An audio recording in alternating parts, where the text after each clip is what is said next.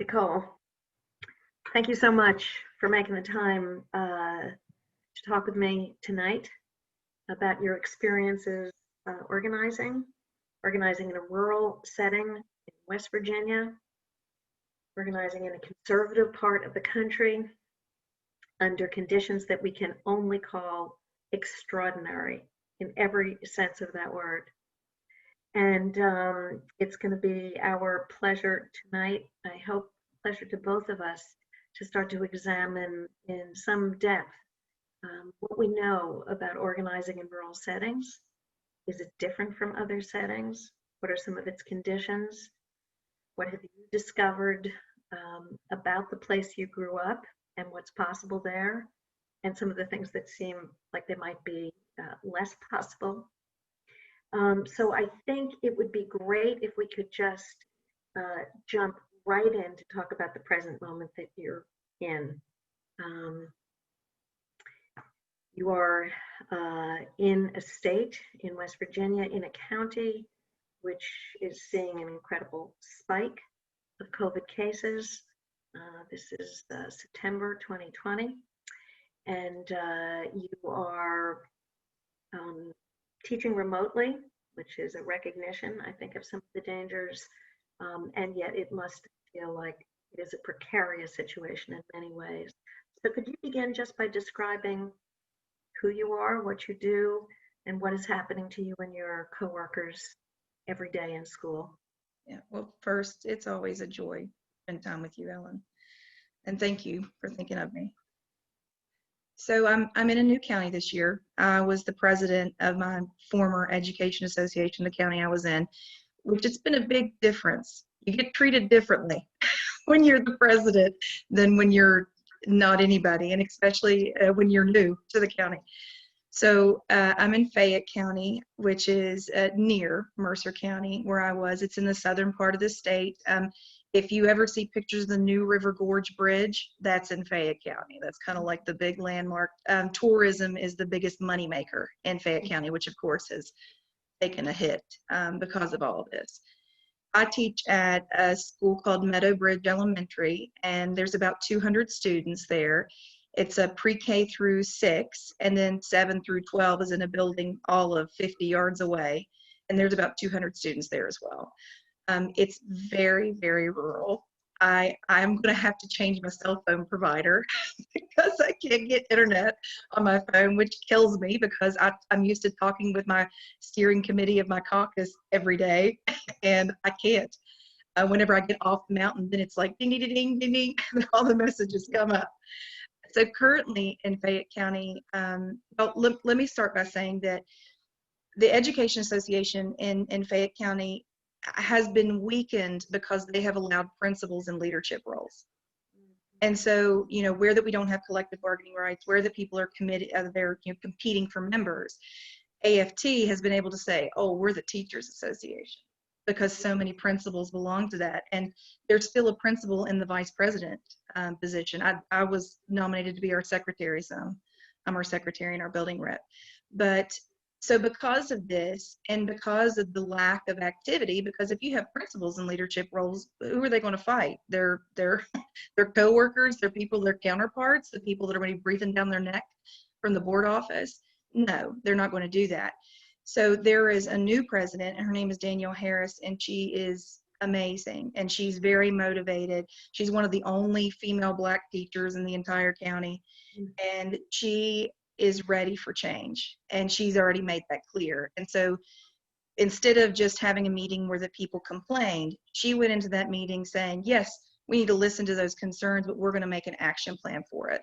So we released a statement, and I think a pretty strong statement considering where it's been, that talked about how that people aren't being compensated for the extraordinary amount of hours that they're being asked to work, how that you know, this whole color-coded map, and we can talk a little bit more about that, the craziness behind that is, you know, ridiculous and it's unsafe, and how that they are using this 90-day cleaner that is labeled as a pesticide, and it's not even EPA approved to kill COVID-19. So, you know, I'm sure that that has ruffled some feathers, and she's probably got more blowback than me because I'm nobody in the middle of nowhere. But, we're trying, and we've already been talking about that. If we feel that it's unsafe, we feel like that there's enough anger and enough worry that we could get a sick out going, because there's never enough subs. So I really feel like that we'd only need a handful of people in each building to shut it down. So if we could dig into some of the points that you made to try and understand more some of the particular conditions about organizing in a rural setting, one of the first things you brought up is that you have principals in your union. And I think it's fair to say, my experience about teacher unions around the country is that this is something that is still a feature in rural places. It was true when I worked for the teachers union in Vermont for 20 years. Teachers, principals, administrators were also allowed in the union. I think in cities, sometimes administrators have bargaining rights, but they're in separate units. So one of the things I think we can say about places with smaller populations, the people are put together, and therefore maybe some confusions and also some paralysis that might set in because of how difficult it is to find the way to challenge your administration when they are supposedly in the same union as you are. So that's one thing. The second thing that I noted in what you said was some telecommunication problems, and that you actually don't have internet access while you're at work on your phone. Can you talk a little bit about how you communicate with your coworkers, both in this job and also previously when you were in Mercer County, which is also still quite rural? What's the main way that you find yourself developing relationships with your coworkers, making plans and carrying them out? If it's talking about people specific to my building and to the high school because it's so close, I've just started walking around introducing myself to people, and not starting out with a sales pitch, of course, but listening to concerns, taking notes, just telling them who I am and why that I'm interested in what they have to say. And that, in the county that I'm in, there's no hub. Like, at least in Mercer County, there were two hubs. There was a town called Princeton and a town called Bluefield, and they were kind of gathering spots for people. So these outlying communities would come to that. In Fayette, there is no hub. It's just kind of like all of these set in the mountain communities, which is something that I'm currently having to figure out why that the communication is so broken and how that we can address it. But I really feel like that anytime that you can speak in person, via Zoom, phone, to another human being is when that you're going to most hear their concerns. Because if it's in email, it's kind of like it's on record. And a lot of people feel that way, especially because we've been having a lot of retaliation here lately in West Virginia, which shocked me, honestly. And people telling the truth, not being ridiculous, not causing some kind of crazy disruption, but just saying, hey parents, this is going on and we don't have this, and then being put on like 2 days of unpaid leave because of it. Mm-hmm. And so I think that people are scared on a lot of fronts. They're scared that they're not doing their jobs that they said that they were going to do. They're scared for their own health. We have many, many grandparents raising grandchildren and great-grandchildren in West Virginia. We're in a foster care crisis, and older Americans are more susceptible to serious complications or death. And so, there's that worry on that side of it. And then you add on to that, you're worried about people punishing you for being honest. And it's just kind of like this terrible layered cake right now. Yeah. So, Nicole, can you just give us a picture of the community that you live in a little bit? You have an additional picture. You've given us some idea about the poverty, the number of kids that are being raised by grandparents, how scattered people are from one another. Can you fill in a little bit both kind of economic conditions, employment, unemployment like, how has COVID affected people's economic precarity, what are you seeing about sort of housing and the other things that desperate people do in their lives, drug Right. abuse, domestic violence, so on?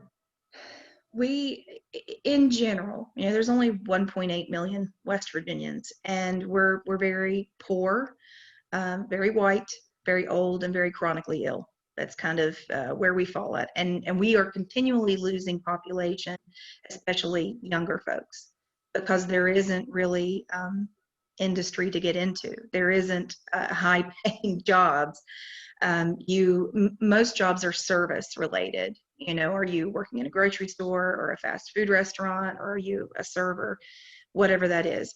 There are very few like factory jobs, and there are very few mining jobs. There are very few natural gas jobs for actual West Virginians. They've shipped in people Mhm, out of state to mhm, do those, which is kind of the story of all of it. But so the community I taught in previously was about, I think about 38% of the population is Black, which is very, unusual in West Virginia. mhm, And I mean, it was a great teaching experience that helped me grow as not only a teacher, but as a person. And my community now is it's kind of a dichotomy. There are quite a few like clusters of wealthy farms, and then there are quite a few families that are very, very impoverished. There's not a whole lot in the middle. And they've tried to close down this school multiple years in a row, and because of the wealthier parents coming in and fighting, they actually have a new school planned to be opened in 3 years, which is, I mean, good for me, but it's good for the kids because they would have to be on the bus way too long to get to it. mhm, mhm, But it's, talking about, economic and family issues and with jobs, there have been service jobs and things like that that have completely disappeared. There's been businesses that have went under, and I'm sure that there are issues with paying rent and things like that. It just, I almost feel insulated from it as an individual. I feel very privileged. Not as a teacher, you get to see that, but as far as like experiencing it, I feel like I've been very insulated from a lot of it. mhm, And so I don't know, like one of the big pushes, according to our governor, is because of the economy.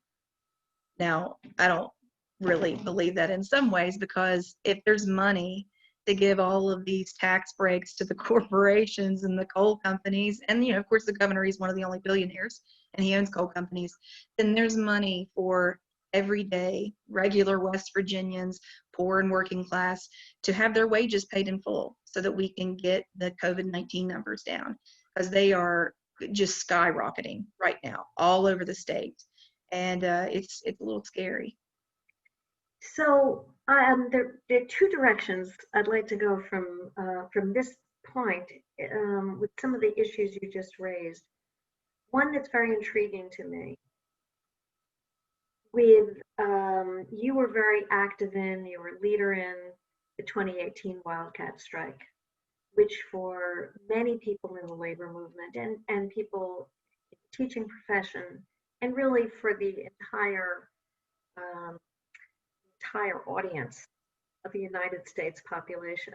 That strike said something profoundly important about the moment that we were at. Both the things were so desperate for workers that we have considered to be rather secure, middle class, rather stable.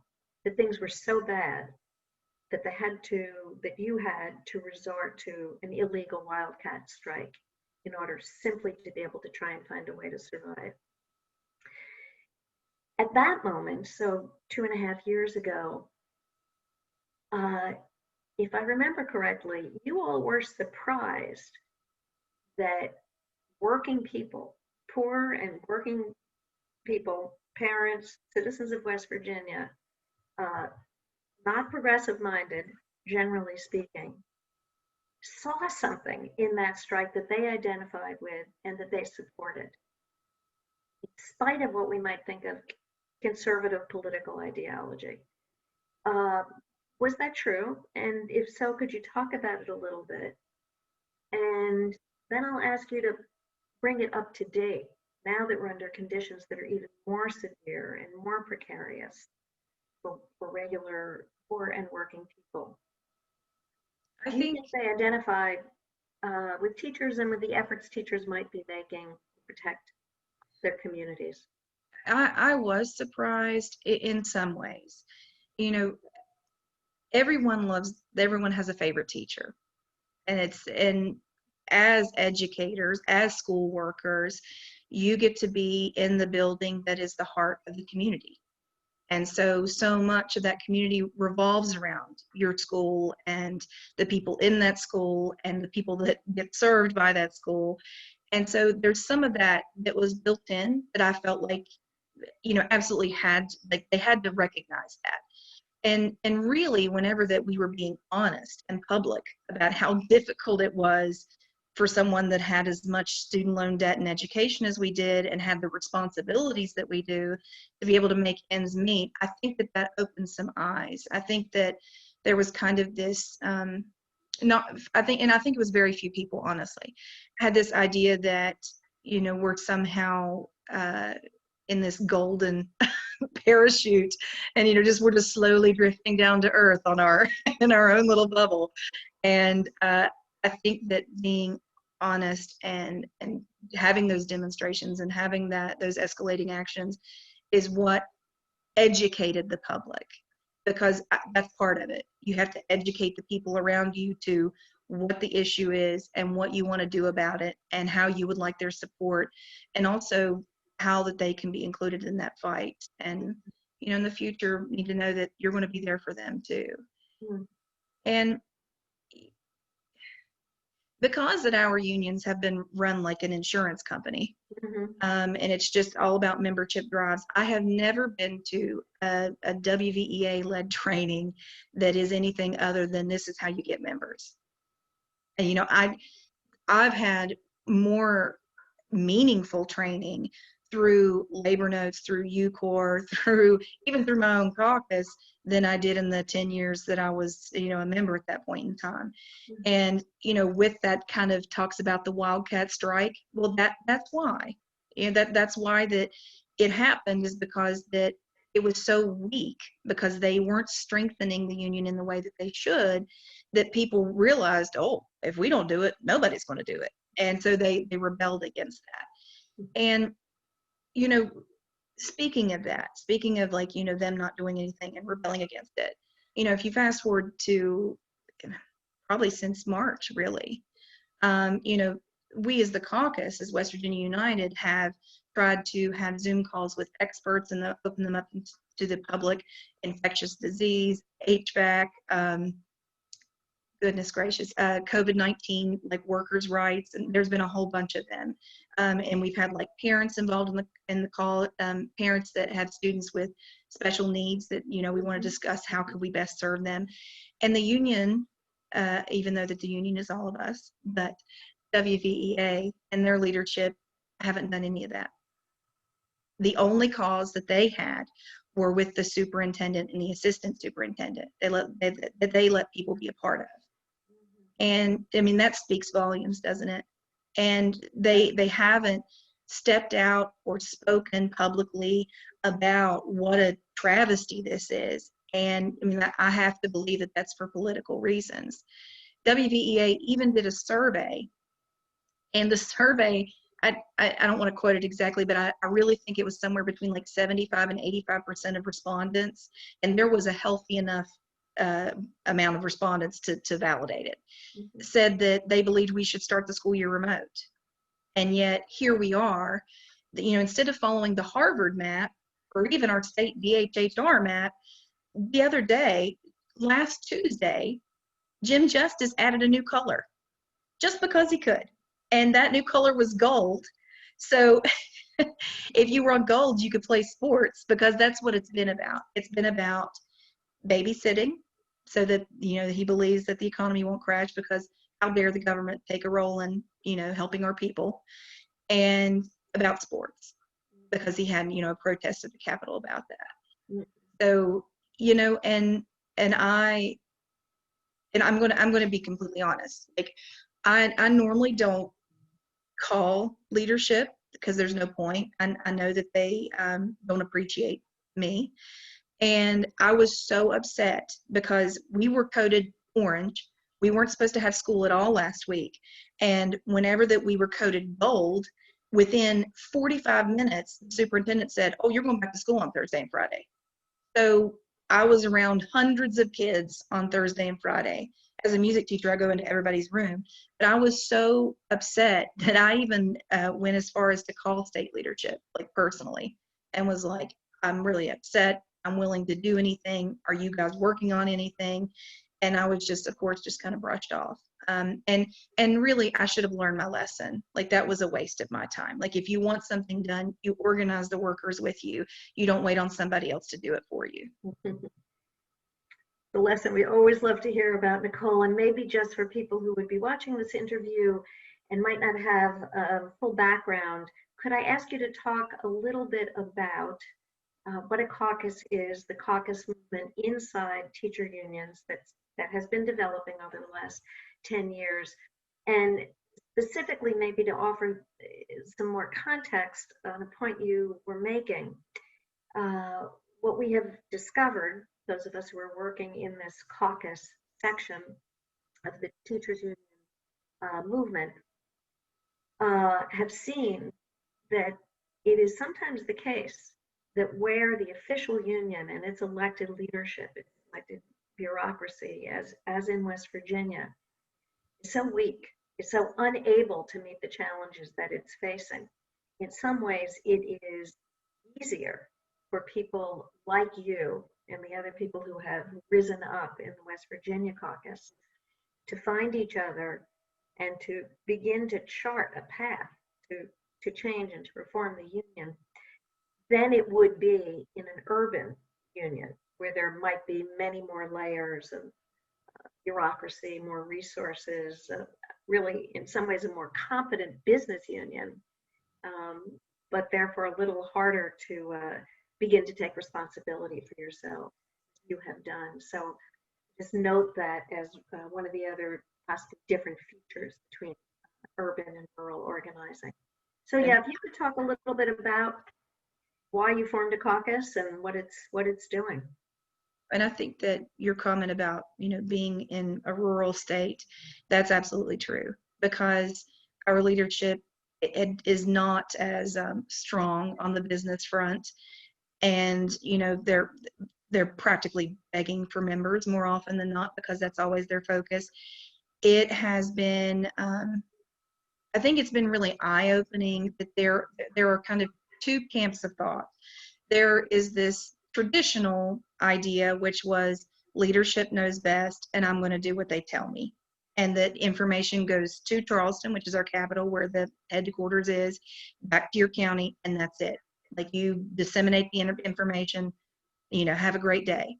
And then the other thought is, what are we doing? Like, can't we look to what we did in 2018 and build something off of that? Because we were only successful in 2018 because of that, because that we decided that things, business as usual wasn't working for us. So my friends Jay O'Neill and Emily Comer created a secret Facebook group, and it was called West Virginia Public Employees United. And I was a moderator, still am a moderator on there. It started out with just a handful of people, and we're currently, I think, at about 24,000. And that platform, because it was a secret group, you couldn't be in there unless you were added. And we tried, it was really tough trying to vet people to see if they were really public employees and make sure they weren't, bosses, union staffers. We tried to make sure that it was just workers, public employees, and of course, education employees fall under that. And that platform became a breath of fresh air that we all needed, because we were suffocating under what the union was trying to push. We weren't talking to each other. Like, if you had a strong local, like my local in Mercer has been traditionally strong for at least the past 40 or 50 years. And we had those like lines of communication already in place. We had a building rep in every building. People attended the monthly meetings. But whenever we ran for office here recently, and we, tried to organize, we tried to reach out to people in the various counties, we saw how weak that most locals are. But so we weren't speaking to each other as workers across county lines. We weren't sharing information. So, I was told specifically by state leadership that the only people that had a problem was the southern part of the state, that the northern part of the state was good to go. And which that wasn't the truth. On this secret Facebook group, I could see the northern counties were, having town halls and that they were having Red for Ed Fridays. So it obviously, wasn't a one part of the state problem. And the caucus was born from that. It was born from this, kind of like eye-opening, world-changing strike, and learning that it's okay to trust yourself, that the politicians and the elected leadership don't have some magical information you don't have, and that your relationships with people in your building are more powerful than their relationships will ever be with them. Because you are a current educator, you are experiencing what the other people are experiencing, so you have that, depth of knowledge that is current, that isn't from 15 or 20 years ago. And, the caucus has been such a blessing in so many ways to me as an individual, because I felt so isolated. Like, even having such a powerful local that, really did have a seat at the table, even though I'd like to own the table, not just have a seat at it. It was like that I realized I wasn't alone, and that there were other people that had the same thoughts I did, and that I wasn't strange or bad or whatever for thinking these things. And so, the caucus has actually made some headway. Like, not only have we grown membership, but we have started, we had a state of the state walk-in, as our governor gave a state of the state, and this was in the January 2019. We organized that. We got that out there, and almost the entire state participated in it. And that came from the caucus. It didn't come from official union leadership.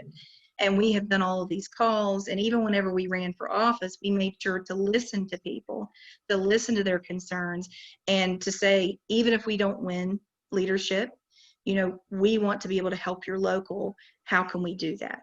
And so I'm hoping that making those inroads really does something more. It's not just about the title, but so to me, what a caucus is a group of people that share a common set of goals, of really more than that. It's almost like your morals, what you believe should be really, should be important, because being part of a union is, I think, one of the best decisions any worker can make. And there is strength in numbers, and there's safety in numbers. But if it's not functioning the way you as an individual or your group of friends think that it should be functioning, then forming a caucus and sharing those common goals and pushing for those to be adopted by the union at large is how that you make change. I want my union to be inclusive and transparent and democratic, and that's not what's happening. Even through the election, we forced certain things. We forced them to be more democratic. We forced them to be more transparent. We forced them to be more inclusive. And how you do that is by being part of a group of people that are dedicated. They actually have goals. It's not just a place to complain. This is what we want to do. This is how we want to be active to make our work life, our life outside of work, and our union better. Really, really our world better. What better place to start than in the classroom? It is. It's a beautiful vision that you draw. I've had the great good fortune of being able to watch the caucus develop over the last 2.5 years, and have been impressed over and over again how wide your awareness is, how broad your consciousness is, that it is never been just about individual specific material concerns of educators, although that has certainly been included, but it has included these much larger social fights, and I'll point out two and ask you to speak about them. One is the issue that generated the 2018 Strike, of course, some people will remember, was the attempts of the state to further weaken and cost shift costs onto educators of your public employees insurance system, PIA. And your backs were already breaking with many years of very stagnant wages. Obviously, costs for health insurance and healthcare continuously going up. That's where you drew the line. And I'd like to ask you to talk about not only how you fought back for that, but then the specific way in which you developed a position about what kind of revenue sources would be acceptable to the caucus for funding PEIA, why you made those choices. But we really had essentially taken a pay cut for at least 3 years because, you know, our measly, I think, several $100 yearly increase wasn't keeping up with inflation, and then our health care costs were ballooning. And, you know, PEIA is for all West Virginia public employees unless you're married to someone that has access to it. And it's supposed to be one of the perks of the job. Like during the 1990 strike, it's like, well, we'll give you everything. But, oh, look at this great health care. You know, there was the carrot, right? Mm-hmm. And so the health care was falling apart. You know, they wanted to do like invasive programs where that you could get gift cards if you weighed the right amount or had the right blood pressure. I mean, how condescending is that? They wanted to take your whole household income. So even if you had like a teenage son working at the gas station, they were going to include his income. And that's where they were going to base your pay. And they collapsed the pay tiers. So the people on top paid less, the people on the bottom paid more, and the people in the middle just stayed in the middle. So I mean, just none of it made sense. And as terrible as that situation was, I'm glad that it happened because it sparked people into saying enough is enough. And, you know, we've worked with the Center for Policy and Budget, and I think it's something important to note. Like, you don't have to be an expert in everything. You're not going to be. It's great to be able to recognize that and to reach out to resources that are readily available to you. And so we were able to have the tax system broken down to where we could actually understand it. And we could see how much money was being given away to coal companies and gas companies and, you know, corporate taxes, even how much money we were giving away by the land that we tax. There are many counties in West Virginia that the land, by and large, is owned by out-of-state landowners, not the people living in the state. And they pay pennies on the dollar in taxes as compared to, you know, Sheila, who's working at the local grocery store, who's, you know, barely getting it by. And so we were able to look at those things and really talk about them openly, because I think, you know, everybody's wallet is important to them. Because, I mean, you know, and in America, money makes the world go round, right? And so being able to talk to people and say, do you realize how many hundreds of millions of dollars are being taken away from your public schools, from your public services, from you, because they're putting these sin taxes for, you know, beer and cigarettes and things on you, or food taxes or whatever it is. Mm-hmm. And those regressive taxes are hurting the entire population of West Virginia. I mean, I don't know if people like really understand. If your household makes $40,000 a year in West Virginia, you're almost middle class. Like, I mean, that's an entire household. And of course, the poverty levels at the federal level are ridiculously high, and no one can live off of the pittance that they give people. But, you know, me as an educator, there's built-in guilt, and that guilt comes from, I think, not only because we're a predominantly female profession, but also how we're socialized and how that we're taught even in college. And it's you get kind of indoctrinated into this martyr complex. You know, it's you know, it's because I love it. This is why that I do it, and not that this is my profession and I'm highly educated, probably even more educated than the people that have been elected to represent me. Mm-hmm. And so, you know, as an educator, whenever that you're looking at your paycheck and you're thinking, I make more than an entire household, it is a hard pill to swallow to look at that. But it wasn't just about me as an individual. It was about my profession. It was about the other people that may be struggling even more than I was. Not that we weren't really struggling, because we were. You know, I have a family of 6, and we were living off like $15 a day after the bills were paid. It was awful. But you know, you're looking at a starting head cook that's making $20,000 a year. How much work does that woman do? And she's making $20,000 a year to support her and her kids. It was about, you know, the state road workers. It was about the DHHR workers. It's about more than that. And I feel like that not only is that what you should just do as a human, you should care about the people around you, but you should look at that as an opportunity to strengthen your fight. Because if it's more than just about you, then people are going to want to be on board with you. You know, well, thank you for looking out for me, even though that I don't feel like I can walk the line with you. And so I feel like like I said, that if you're not for sure about something, there's probably somebody that's an expert in it, whether it be taxes, because it's such a complicated mess to understand. And I really think that anytime that you can bring more people into the fight and fight for things that are for the common good, that's going to make your community better, that's going to make the quality of life better, and it's going to make your job easier as a teacher. Mhm. You also found, if I'm not mistaken, unusually broad support when the caucus, again, decided to take on the fight against privatization and the fight against introducing charter schools into West Virginia. One of the few states that did not have a charter school industry, and many think that in retaliation against the success of your strike in 2018, the governor and the Republican leadership in the legislature decided they were going to put it to you, and they were going to try and ram through a fairly radical charter school bill, enabling bill,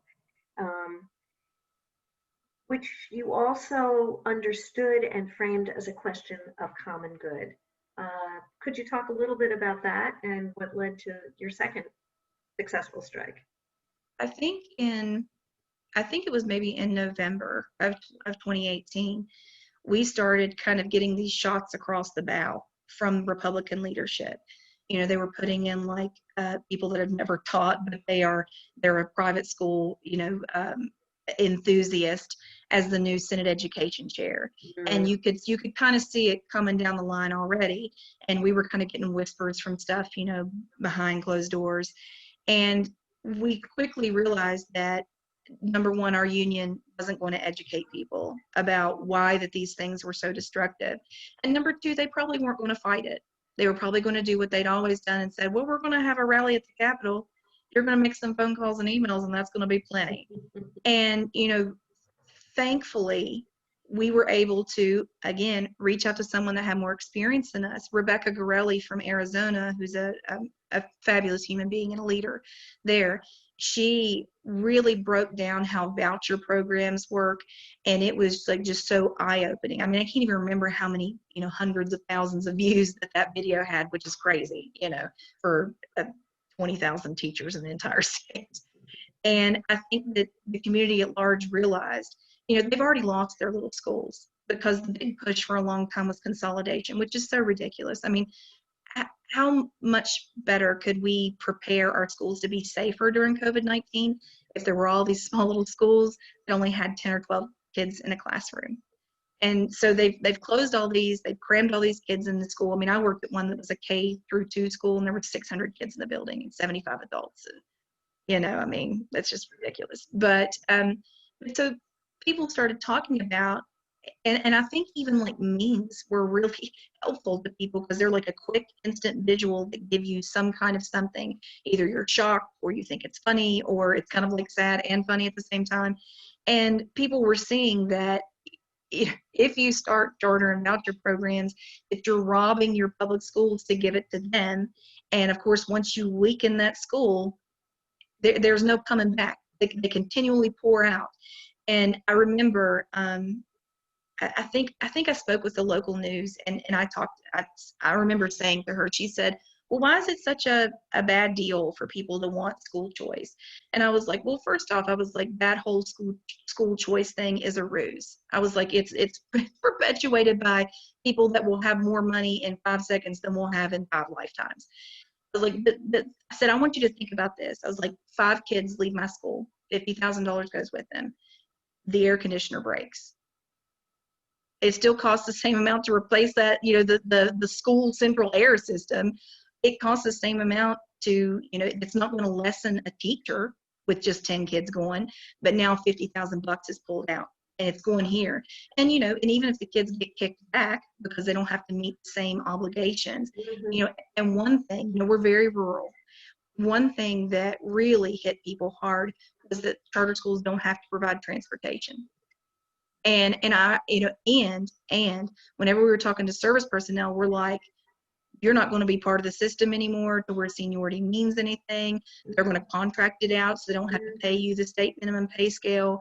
They're going to try to get by with as cheap as possible because they're making money. They're making money. It's not about, the children. It's not about a public good. So I really feel like that I am so appreciative for all the hard work that, the people in the caucus, helping the caucus, that we were able to fight that. I mean, we struck for 2 days and we killed it. And this bill was like, it was an omnibus bill and it had like punishment for striking in there. And I mean, it was obviously like very, very targeted at us. And I'm so glad that people were willing to fight again just a year later. But because that our union wasn't willing to go far enough and we couldn't convince people to go far enough, they had this special session during the summer and we couldn't strike through it. And so it went through. And I mean, that has probably been one of the most difficult week and a half of my life, between being there and seeing what happened and then the aftermath of that, like the gloating of, oh, we have school choice now. And it was very difficult as a parent, as an educator, as a West Virginian, to see that, because it feels like the beginning of the end in some ways, not to sound too doomsday. But I truly feel that if we could have organized our people to say, we're not going back in the fall if this passes, and that they knew we meant it, it would have died. Even if we would have had to fight it again the next year. I mean, that's what they try to do. They try to beat you to death, right? One time I was asked the question and they said, do you ever see an end to this? And I was like, no. I know that that's tough to stomach. Like, I get it. But there is no end to it. There's always going to be somebody that wants to try to make money. And they're going to use anything that they can get to make money and to make more of it. I mean, Jeff Bezos could give away $50 billion and not notice that anything's gone. I mean, that amount of money is such a hard concept to really grasp, because, to me, most of the time, $50 is a big deal. But I'm just thinking, what could I do with, $1,000? Wow, what could I do with that? And that would be nothing to them. Of course.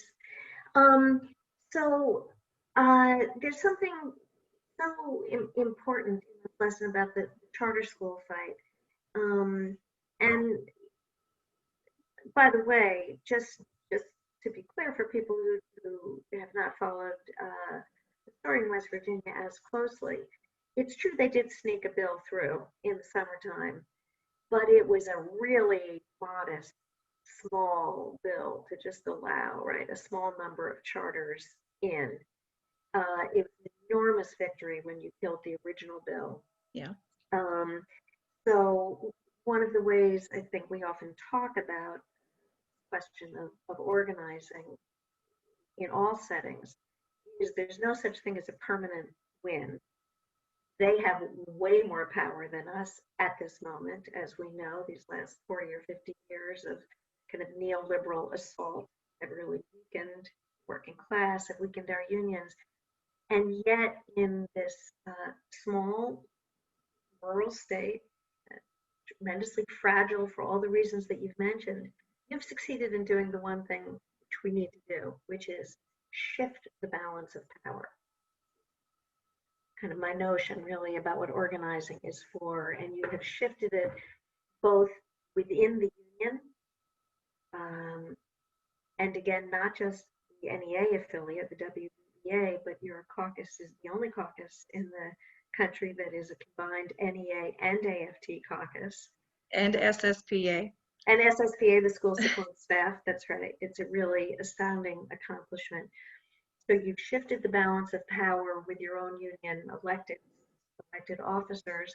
You've obviously shifted the balance of power with the legislature and your elected officials.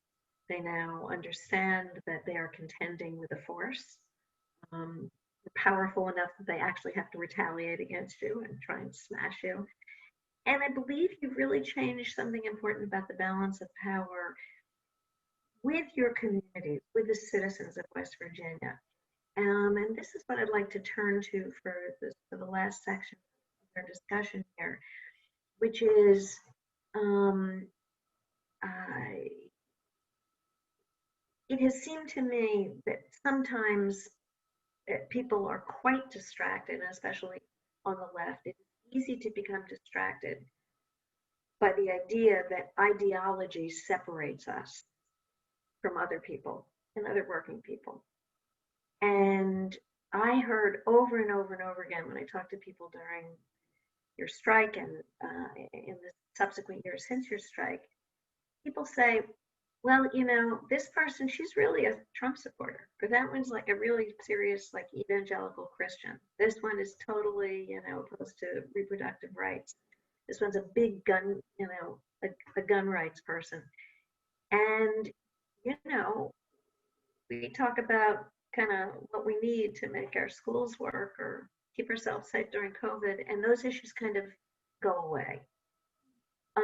So I'd like to hear your reflections on that. Do you think that's true, or in what ways does conservative ideology make it impossible for people to unify?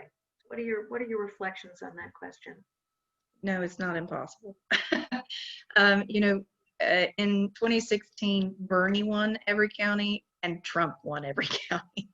And so whenever you have a very desperate population, they're looking for something new. They're looking for help, which also goes to what your common goals can be. What are the issues? Because, like me as an individual, I would be the only black sheep in a flock of white ones, in my current school community. And it would be very hard for me if I was only ideological centered and whatever label that somebody wanted to slap on me, I wouldn't be able to organize. Now, that's not saying I have to hide who I am, but I need to stick to the issues. And the issues of safety and affordability and healthcare and workers' rights. Those are all things that go beyond whatever political label. I mean, I thought the county that I was in was conservative. And then like my new county and my new teaching community, I'm like, I'm the only one. But that didn't stop me from going around and talking to everyone and saying, let me listen to your concerns, because it doesn't matter if the special ed teacher loves Trump if he's saying, I'm working 10 hours outside of my workday every single day and I'm not getting compensated. Or when I go talk to the cooks and, it has nothing to do with if they're, pro guns or whatever, whenever that they're talking about how they don't have enough help to be able to prepare all the meals that we're sending out into the community. Mm-hmm. And, and that's how we were successful in 2018 and 2019. You need to be open and discuss whatever the issue is. You need to educate people, educate each other,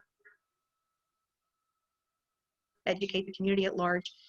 And whatever those issues are, focus on that. Don't let, because that's what politicians are so great at, is, there's not really a big difference between the Republican and the Democratic Party. There's just not. They're all wealthy people.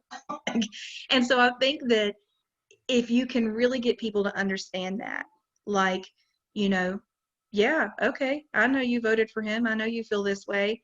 I voted for them, but I still can't afford this. Or I'm really worried about the grandparents that are raising my student. Are they going to die? And who's going to take care of those kids whenever they're not there? So and of course, know your leverage. What's going on in the system that's so broken that you can use to help you. But I really, yeah, I mean, and I know it's hard. Like, it's hard for me as an individual, because sometimes my thought is, well, if you support Trump, you condone everything he has done and will do. And I don't I don't necessarily think well, that's not the right frame of mind for an organizer to take. But I also don't think that's completely true, because I see a lot of desperate people don't even have windows in their trailers. They have blankets stapled over the windows that have Trump signs in their front yard. And so I think that they are looking for someone that they feel like they can identify with. And I know that's strange, a man with a golden toilet. Um, but they'll say stuff like, well, he speaks like I do. Or, I can really understand what he's saying. Or, he's just plain old Trump. I mean, and of course, like, none of those things appeal to me as an individual, but I'm trying really hard to empathize for why that they feel that way, and try to continually direct the conversation back to what we can work on together. I mean, if we never agree on politics, we're never going to agree on politics. But if we can agree that we're not paid enough, or that the water isn't safe, or whatever it is, that's where you focus. And I also think that it's important to focus on, West Virginia is a resource colony. And since our inception, the politicians have been selling us out to out-of-state people. We're just, we're nothing. Like, our deaths, our poisoning, our cancer means nothing to people if they can make money off of us. They'll use us until we're dead. And I think, like, especially as a West Virginian, I really identify with that. I always think they're the wealthy, they're over there, they have way too much power, but we have the numbers. And so I think that that's something else too. We get past your political party to talk about, why are the rich running this country when that 99% of us are like us? Nicole, your eloquence, your insight, and your clarity on these issues combine to make you both a superb spokesperson for this movement. But I know, and even more importantly, have made you a superb organizer in this movement. The fact that you have not let rural conditions limit you, economic desperation your own, you have talked about very openly how difficult it's been to scrape by with 2 teacher parents and 4 young children, to survive and thrive against political opposition from the governor, from both houses of the legislature, to build a caucus that is growing by leaps and bounds, that has set a fabulous standard for political education, for integrity, for inspiration. Both I bow to that. I draw strength from it, as I know many people do around the country. And I also would like to make the point that, as someone who has also spent my adult years organizing in rural settings, that we can recognize, I think, with great pride and sort of gratification, that the lessons of organizing that are available to us in rural communities are somehow quintessentially American. That what you describe about this vast exploitation of the natural resources that have made this country so healthy are seen and felt in a daily over and over and over again, particularly in rural communities. And facing that harsh, brutal reality and continuing to organize in the face of it, something that's an incredibly important part of our tradition and our labor tradition. So I salute you. Thank you for spending your time sharing this experience. Continue to fight, as you know. When we fight, we win. Prove it over and over again. Absolutely. Even if it doesn't look like a win on the surface. Can I tell you one final thing before we get off? So, whenever we talk about the 2018 strike, what has been the biggest win for me has been me as an individual, or like me, like my coworkers. I think that's been the biggest win. It wasn't necessarily the pay, and that the healthcare still isn't fixed. It wasn't that. It was this understanding that we can be powerful and that you can stand up for yourself, and there's nothing wrong with that, and to trust in your own voice. And, you know, that's a lesson you have to be continually reminded of. I've seen that. But I think it was a gift to so many people because they felt proud to be a West Virginian. And that's been a hard thing to be proud of for great swaths of time, because that we've been either shown as ignorant, or that we are just poor and we're nothing and we shouldn't have an opinion, and our state doesn't even change the presidential election or whatever you want to slap on it. But whenever people, and myself included, that I could say I'm a West Virginia teacher, like that gives me so much pride now. And so I'm really grateful. I'm grateful for the PEIA disaster that caused the state to stand up and say, hell no. Hell no. Hell no. You certainly did. It resounded around the whole world, as we know. You're continuing to make history, maybe in closing, to also to let people know who are watching this interview that your caucus ran a slate for the leadership of the WVA, the first seriously contested election in like anyone's memory. 12 years. 12 years. And came incredibly close, got to nearly 50% in some of the races, unheard of, really, in a first-time campaign. And I believe that you will be doing this again in the future. We can expect to see these unions getting turned around, as Chicago Teachers Union has, as the United Teachers of Los Angeles have, as Baltimore has. Many increasing number of teacher unions around the country are being propelled by left and progressive caucuses to actually take on the problems today.